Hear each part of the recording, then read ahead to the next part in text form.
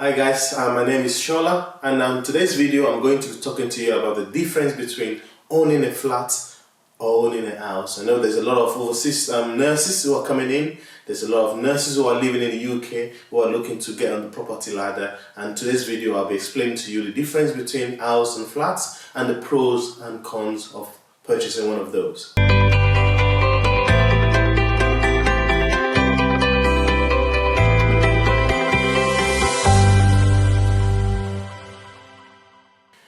Hi guys, my name is Shola. In case today is your first time of seeing me, I'm a registered mental health nurse working in the UK National Health Service. On this channel, we aim to bridge the gap between nursing and finance. In the area of nursing, we support registered nurses with revalidation, student nurses with placement tips and tricks and things that would allow you to succeed in your placement.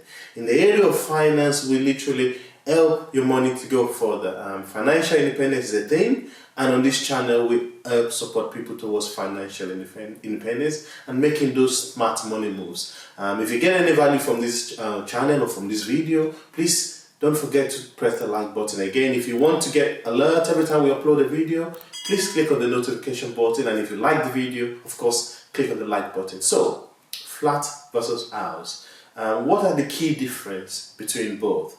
A flat is what we call a leasehold, and a house is what we call a freehold. When I say leasehold, what I mean is that you do not own the land. When I say a freehold, it means that you own the land. So that's the first thing. A flat is a leasehold, and that means that you have to pay the landowner a certain amount of money every month, either for maintenance, for service charge, for ground rent. So that's one of the key difference between house and a flat. The good thing about a flat is that you don't need a lot of money to get into the property market. You know, if you're looking at a flat, maybe I live in Northampton, which is in the East Midlands. Back in the days, 10 years ago, I used to be able to purchase a flat, a one-bedroom flat for £70,000. In this current market, maybe you get a flat for 125,000, 110,000, or probably 130,000. Of course, when you live in London, you might be looking at 200,000, 250, or even 300,000. So again, when you compare flat or house, it's easier to get on the property market. You know, for those overseas nurses who are coming in, for those newly qualified nurses who are sort of building up their credit, saving their deposit, and looking at what option should I take, I think this is a good video for you. So, like I said, with flats, it's easier to get on the market. Okay, with houses, you might need a bit more. So, in my local area, average house is 250, 300,000 pounds. That's a mile away from the 90,000 or the 100,000, which is for a flat. But the main thing with the flat is that because the leasehold, there's small little expenses that you pay every month, such as your service charge, such as your ground rent.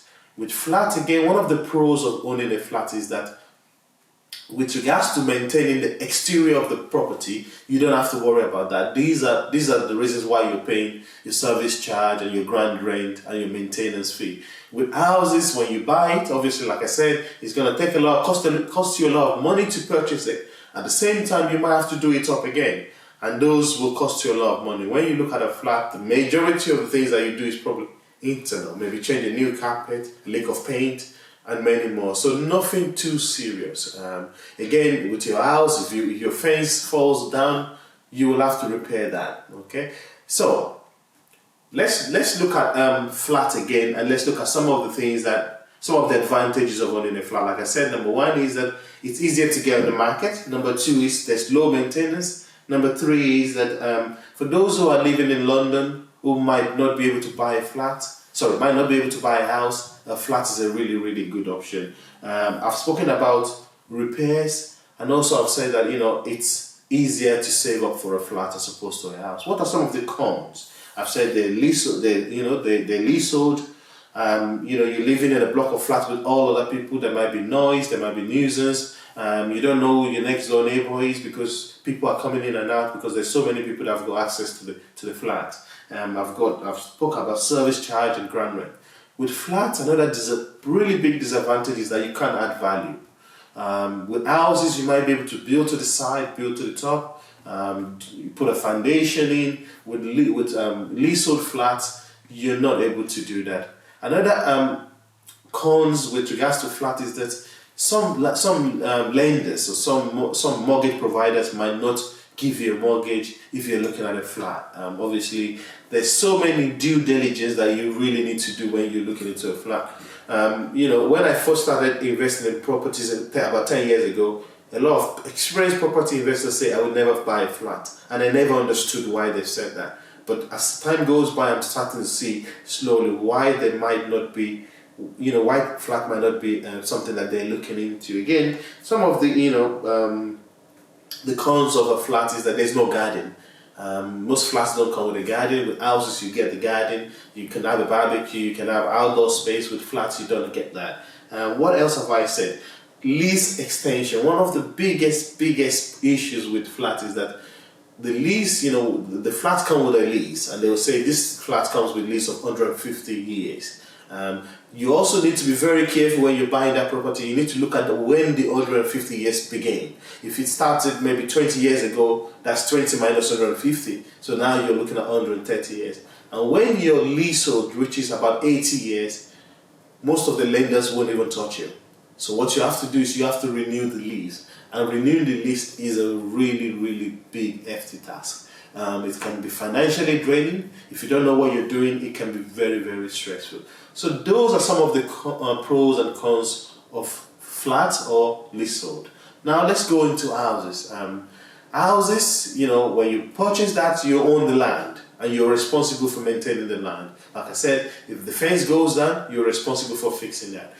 With houses, some of the pros is that you can add an extension, you can add a conservatory. You don't need, too much permission from the leasehold because the land belongs to you. If you want to sell a house, there's a chance that it's appreciated a lot more than a flat has. So, again, some of the really important advantages of a house, there's no service charge, there's no ground rent. But, everything comes with pros and cons. So with regards to houses, what are some of the cons? I've written down, your maintenance cost, high cost of purchase. You have to put down more deposit because they cost a lot more. They can be harder to acquire because you need larger deposit. You need to put a lot more upfront cost.